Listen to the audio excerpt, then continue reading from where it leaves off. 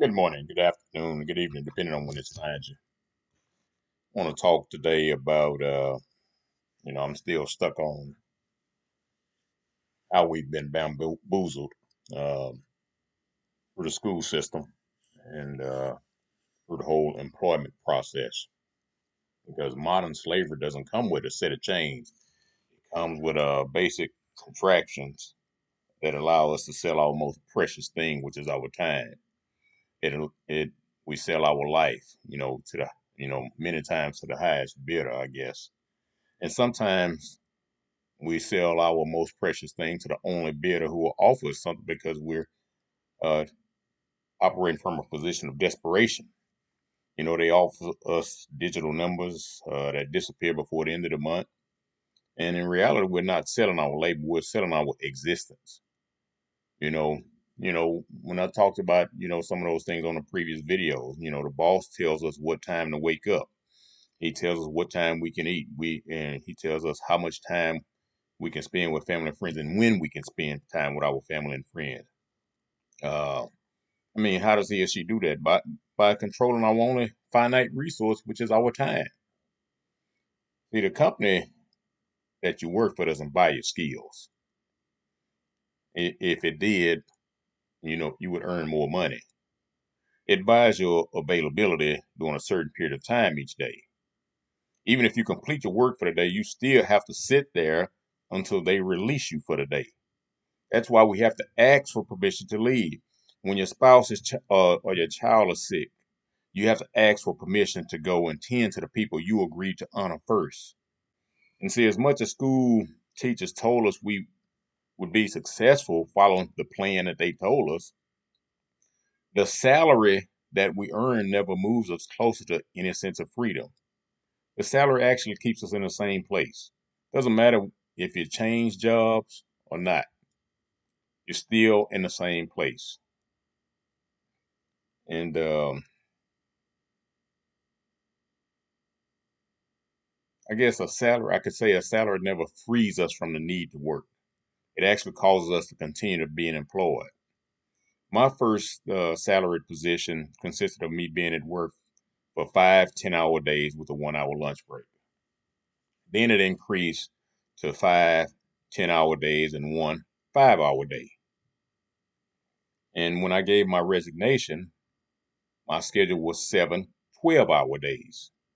See, the more we work and give our time away, the less time we have left to live for ourselves. And see, I know for many of us, we see promotions as advancing and climbing the ladder. And a few years back, I actually started to see it a different way. And I was sitting there thinking one day, going through something, because like I said, I have notes.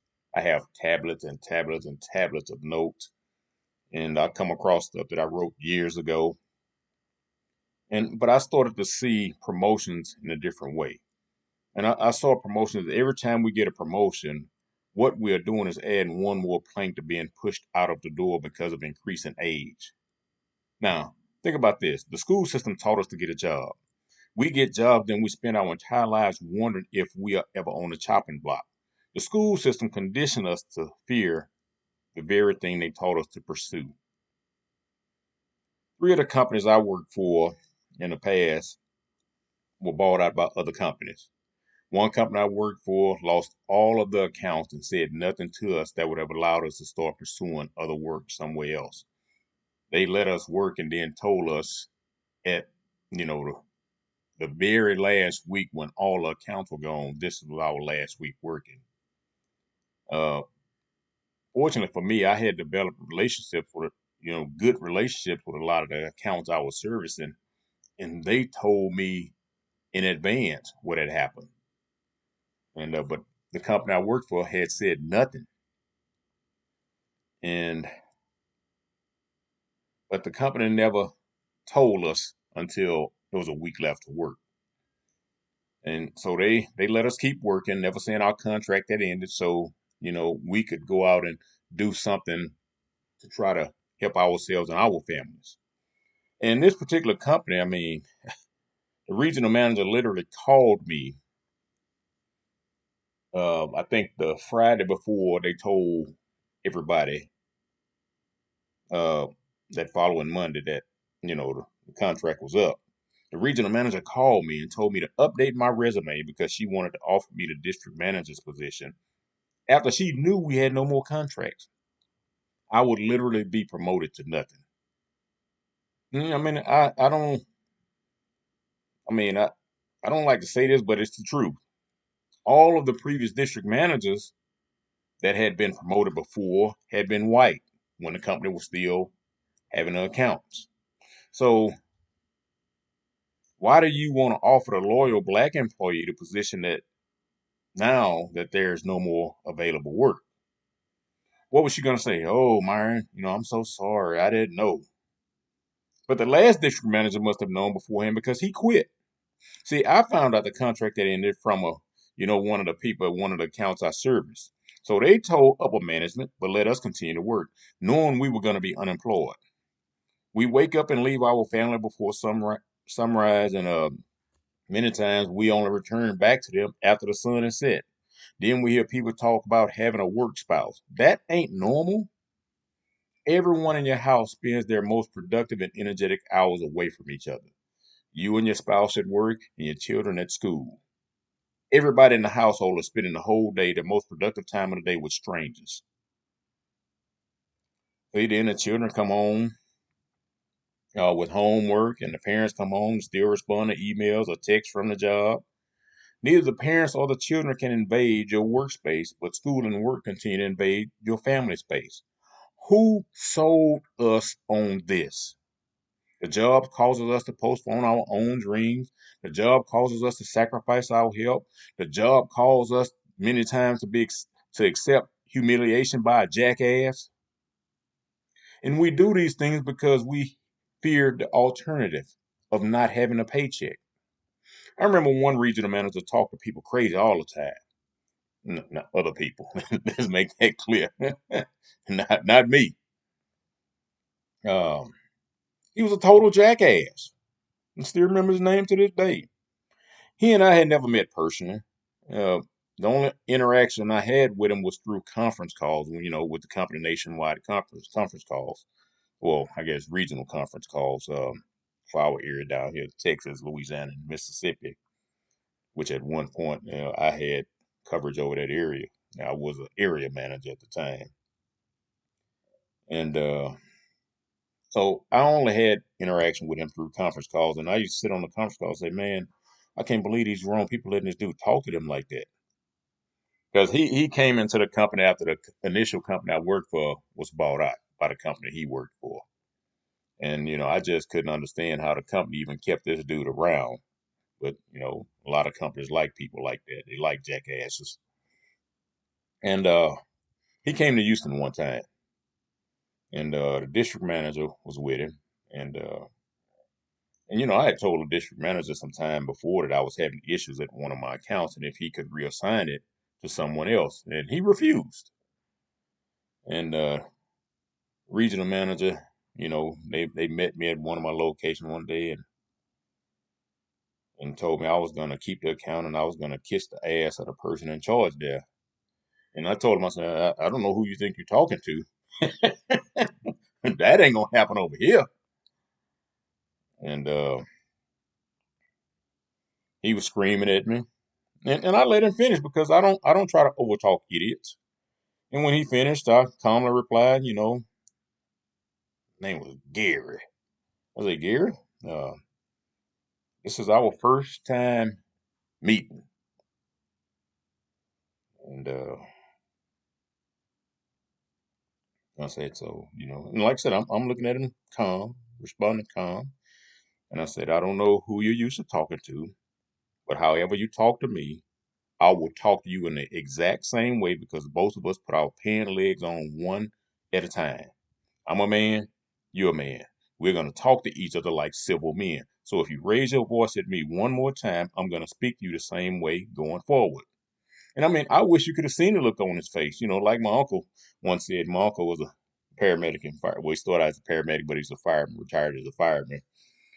And it was like my uncle told me one time, he was telling me a story about work one time. He said, and my uncle liked to use the word rookie. He said, man, you could have bought that rookie for half a penny.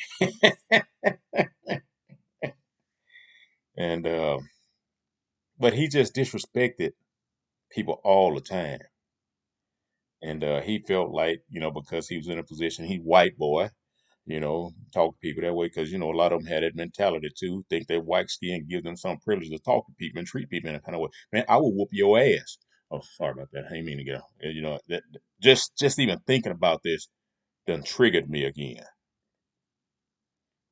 And but this dude literally just continues to start picking at me from that point forward, not directly, he would call me on the phone and just crazy. But like I said, I wish you could have seen the look on his face. And this dude started complaining about everything I did. We had to actually log in from home, but before, I got a call at night from the district manager, and said, Myron, whatever you do, please don't quit on me. Please don't quit. And he and I, knew each other before we had worked at that company before. And so he knew I was always a hard worker, but he knew you wasn't gonna push me around either. And but dude complained about everything I did, and we had to log in every time we got to an account. We had to call in to the company's computer from whatever phone, so they could make sure we were actually at work. And and we had to log out the same way when we got ready to leave.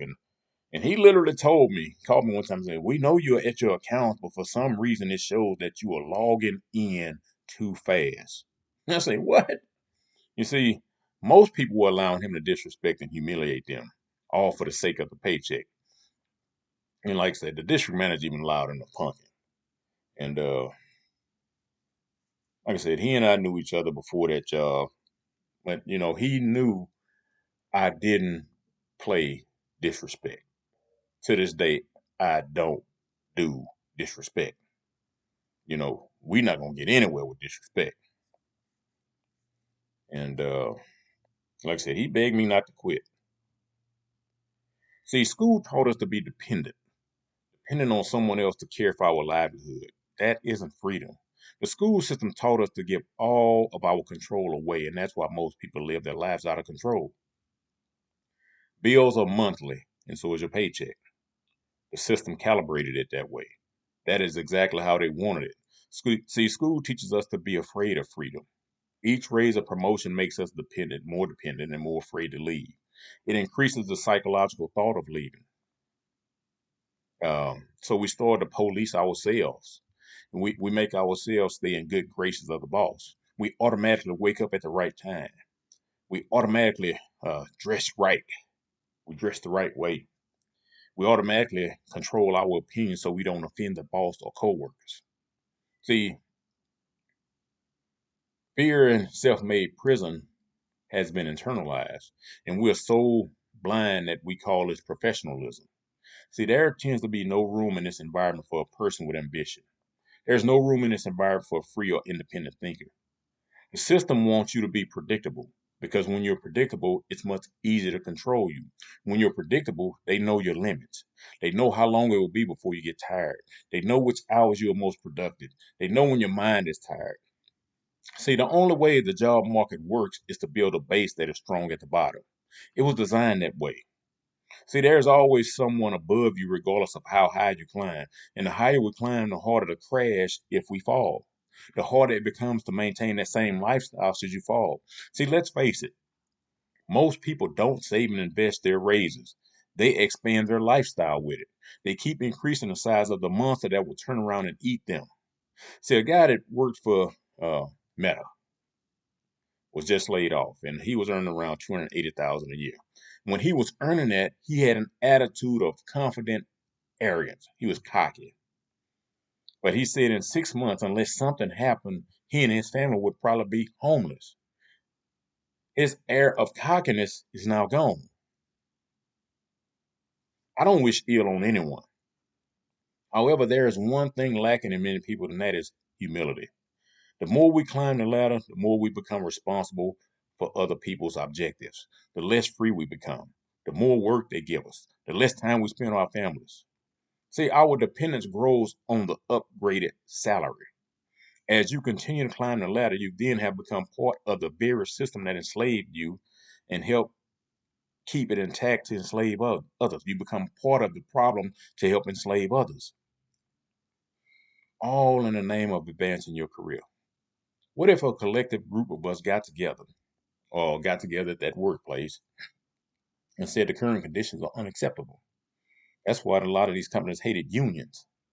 See, the system, if that happened, would collapse in its current form.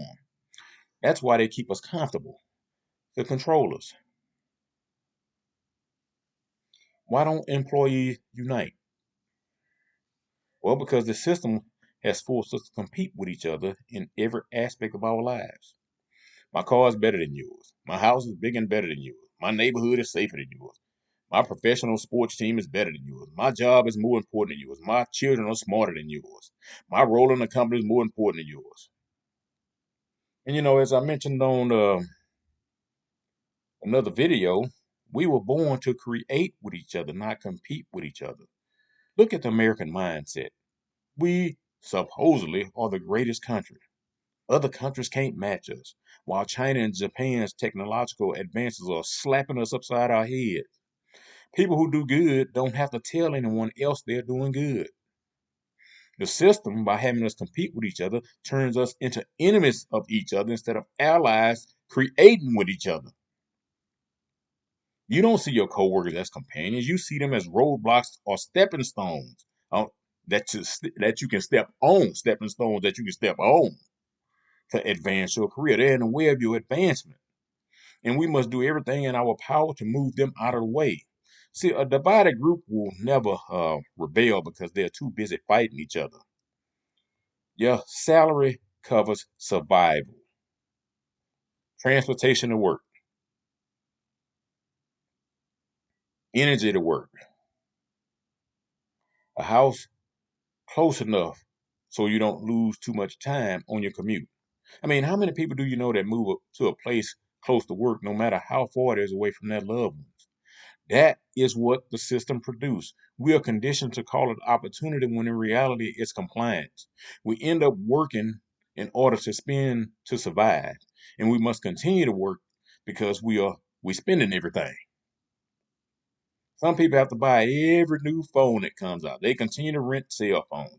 In our current state, we never own our own money. We are just intermediaries, transferring the money from the employer to another business owner for goods and services.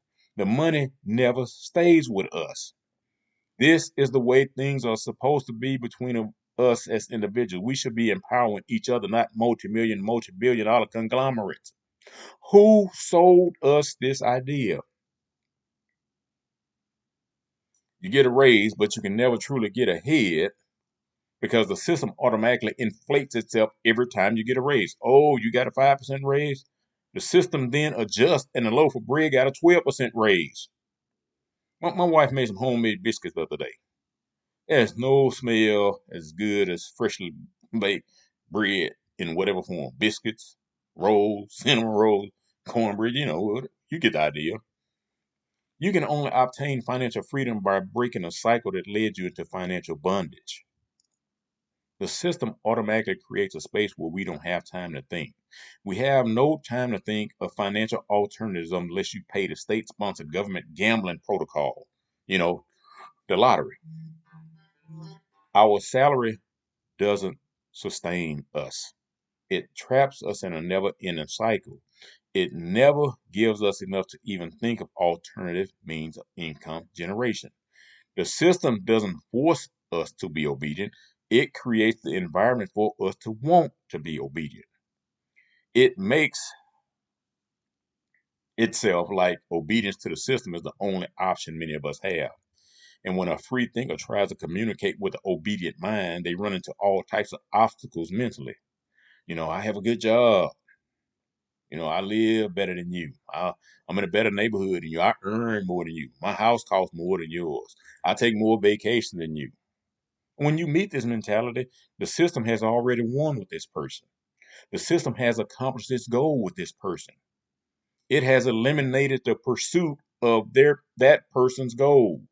It has made that person forget their dreams. It has made that person forget their goals. It had made them uncomfortably uncomfortable. And what happens is you forget how to act on your own and think for yourself. Voluntary submission is the final stage for this type of person. And a survey was done, and people were asked about what they were dissatisfied with. The first thing everybody said was the quality of life. The second thing was how hard it was for a person working in this nation to get ahead. And the last item, there were several others in between, but I just took these from that survey because I have it somewhere.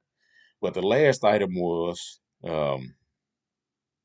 moral and ethical climate of this country. How did something like this happen if what has been promoted to us as the road to success actually worked? Some years back, I look at surveys all the time. They surveyed a group of people who are all over the age of 90. Not one of them surveyed said they would have spent more time at the office if they had the opportunity. They said they would have spent less time at the office. Each one of them said they would have spent more time with family. See, a man's family comes before his job, well, at least it's supposed to. But the way they treat people on the jobs, your family is secondary to the job. I'll talk to you later.